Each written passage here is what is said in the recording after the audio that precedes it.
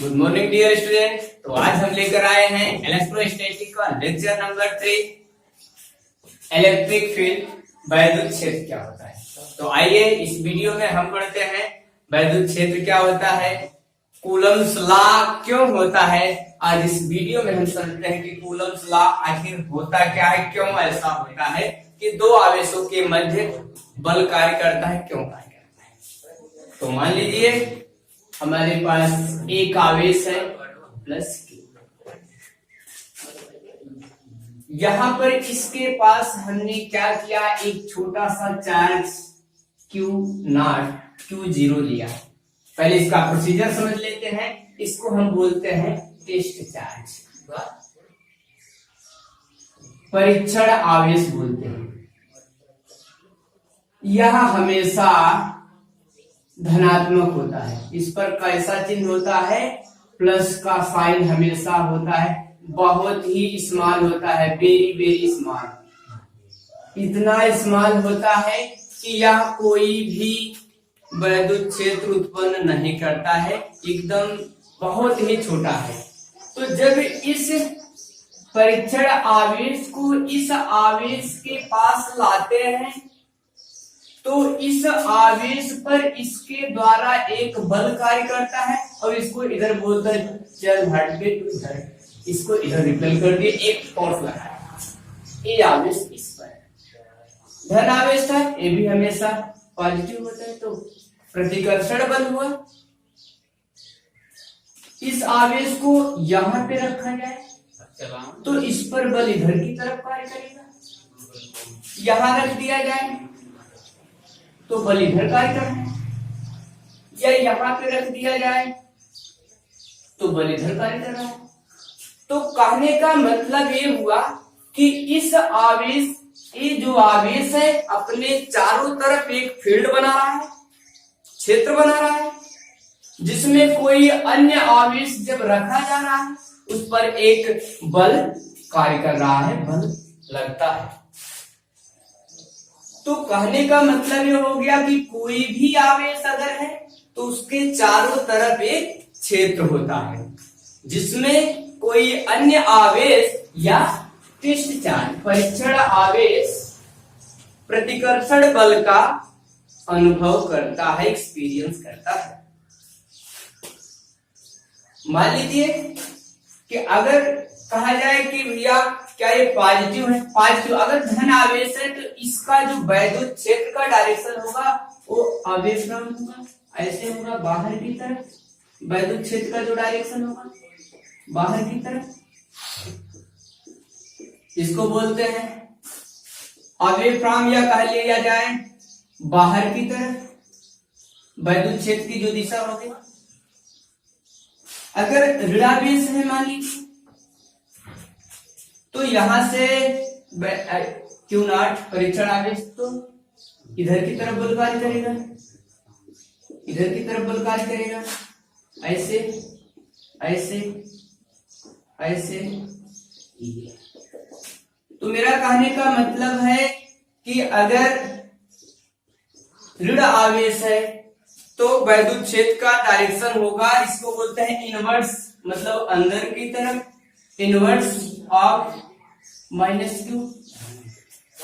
मतलब प्लस आवेश है तो उससे वैद्युत क्षेत्र की जो डायरेक्शन है बाहर की तरफ होगी, और अगर माइनस आवेश है तो वैद्युत क्षेत्र का डायरेक्शन अंदर की तरफ होता है, उसकी दिशा में होता है। तो वैद्युत क्षेत्र क्या है, समझ में आ रही बात, कि कोई भी आवेश अपने चारों तरफ एक क्षेत्र बनाता है, एक फील्ड तैयार करता है जिसमें कोई अन्य आवेश आकर्षण अथवा प्रतिकर्षण बल का अनुभव करता है। अगर धनावेश है तो प्रतिकर्षण बल होगा, माइनस है तो आकर्षण बल होगा।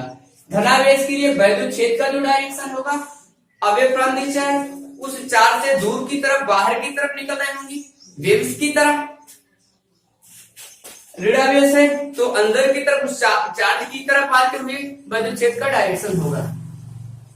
अच्छा, अगर मान लिया जाए इस आवेश को छुपा दिया जाए और यहाँ पे एक परीक्षण आवेश है, अब कहा जाए कि बताओ इस पर कोई बल कार्य करेगा, तो बिल्कुल कार्य करेगा। ये भाई इसको हम यहां पे लेकर आए तब कितना होगा, तब भी बल कार्य करेगा। जितना कम लाएंगे वैद्युत बल का मान उतना ज्यादा होता जाता है। अभी हम अगले टॉपिक पे इस पे चर्चा करते हैं कैसे होता है। अच्छा, ये जितनी चीजें दिख रही हैं, धन आवेश है तो वैद्युत क्षेत्र का डायरेक्शन बाहर की तरफ, ऋण आवेश है तो अंदर की तरफ हो रही। ये सब चीजें काल्पनिक चीजें हैं, ऐसा नहीं है कि सही है, कल्पना की गई है, मनगढ़ंत है। ऐसा नहीं कि अभी एक चार्ज ले लिया जाए और उससे चारों तरफ लाइनें वैद्युत क्षेत्र निकल रहा हो, कल्पना किया गया कि ऐसा होता है। मान लिया जाए कि ये जो आवेश है इससे बहुत दूर चला जाए, तब आपसे कहा जाए कि ये बताइए कि क्या इस पर कोई बल कार्य करेगा। आवेश को हम दूर ले गए, इस प्लस आवेश से थोड़ा दूर लेके गए, कोई हमसे पूछे कि बताओ इस पर बल कार्य करेगा, तो भाई कॉन्सेप्ट के हिसाब से इस पर बल कार्य करेगा। कितना कार्य करे भाई, डिस्टेंस ज्यादा है कम काम करेगा, कम रहेगा ज्यादा। ये बोला कि भैया तू बहुत दूर चला जा, लेकिन तुझ पे तो मेरा स्थायित्व होगा, एक बल कार्य करेगा। कहां तक होगा, इनफाइनाइट तक होगा। इनफाइनाइट तक ये वेव्स की तरफ ऐसे निकलती जाती है वैद्युत क्षेत्र। जो बल रेखाएं उसको अभी हम पढ़ेंगे electric field line next video में, वो इलेक्ट्रिक ऐसे निकलती जाती है, वैद्युत क्षेत्र बढ़ता जाता है। कहां तक होता है, अनंत तक। तो आइए चर्चा करते हैं कि अगर कोई आवेश है उससे r डिस्टेंस दूरी पर वैद्युत क्षेत्र कितना होगा। इसको थोड़ा सा और समझते हैं कि वैद्युत क्षेत्र क्या है। हम लिख देते हैं कि प्रत्येक आवेश अपने चारों तरफ एक क्षेत्र बनाता है जिसमें कोई अन्य आवेश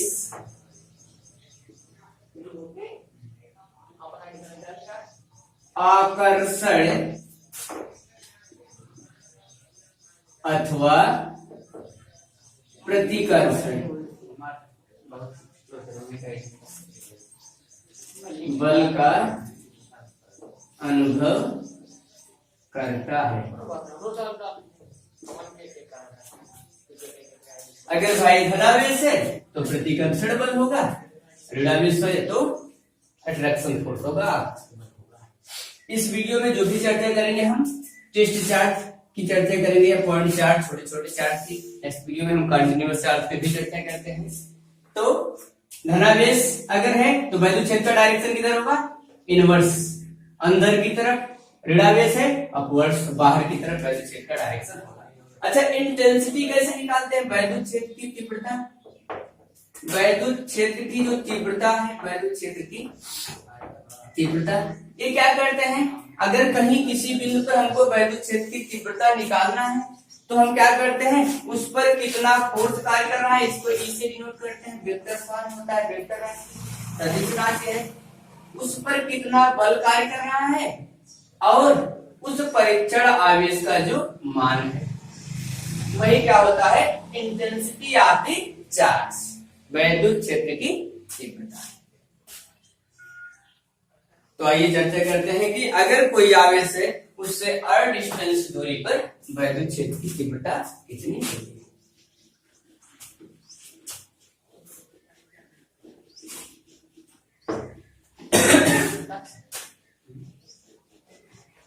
तो आपने पढ़ा कि धनावेश बाहर की तरफ वैद्युत क्षेत्र का डायरेक्शन, माइनस आवेश तो अंदर की तरफ होगा। हेडिंग लगाएंगे, किसी आवेश के कारण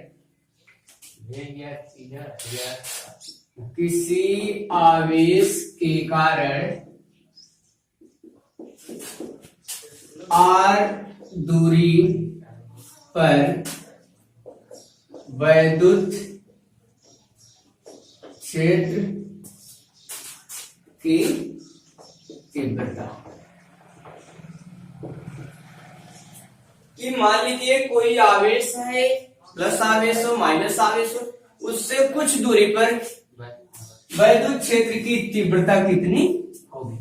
मान लीजिए एक आवेश है प्लस क्यू आवेश, इससे r दूरी पर स्थित एक बिंदु P है at the point of P। इस P बिंदु पर इलेक्ट्रिक फील्ड का मान कितना होगा। तो इलेक्ट्रिक फील्ड का मान, तो कहीं भी हमें वैद्युत क्षेत्र की तीव्रता निकालना होगा तो सबसे पहले हमको क्या निकालना होगा, बल, उस पर कितना बल कार्य कर रहा हो। उसके लिए हम क्या करते हैं, यहां पर एक टेस्ट चार्ज रखते हैं। टेस्ट चार्ज हमेशा याद रखिएगा, टेस्ट चार्ज हमेशा धनावेश होता है, बहुत ही स्मॉल होता है, वेरी वेरी स्मॉल होता है। यह कोई भी इलेक्ट्रिक फील्ड उत्पन्न नहीं करता है, इतना छोटा होता है।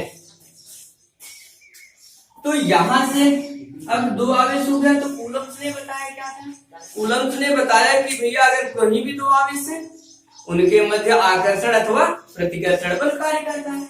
तो इन दोनों आवेशों के मध्य एक बल कार्य करता है। बल का मान कितना होगा, vector F equal to 1/4πε0 into Q1, Q2 का मान Q0 अपॉन डिस्टेंस इनके बीच की कितनी है, r²। वैद्युत क्षेत्र की तीव्रता वेक्टर E बराबर उस आवेश पर लगने वाला बल और परीक्षण आवेश का मान। यहां से हो गया vector E equal to F का मान ऊपर से रख दीजिए 1/4πε0 Q0 अपॉन r² बटे Q0। Q0 से कैंसिल हो गया। यहाँ से vector E equal to 1/4πε0 Q upon r²। एक कब के लिए है, निर्वात के लिए, जब तक इनके मध्य कोई परावैद्युता नहीं है। मिला वैद्युत क्षेत्र की तीव्रता 1/4πε0 Q/r²। यहाँ से E इज डायरेक्टली प्रोपोर्शनल किससे है, इनवर्सली प्रोपोर्शनल 1/r²। कहने का मतलब दूरी जितनी ज्यादा होगी, दूरी का मान जितना अधिक होगा, E का मान उतना कम होगा। दूरी जितनी ज्यादा अधिक होगी, E का मान उतना घटता जाएगा। तो अगर हम E और R के बीच ग्राफ खींचते हैं तो ग्राफ कुछ इस आकार का होगा।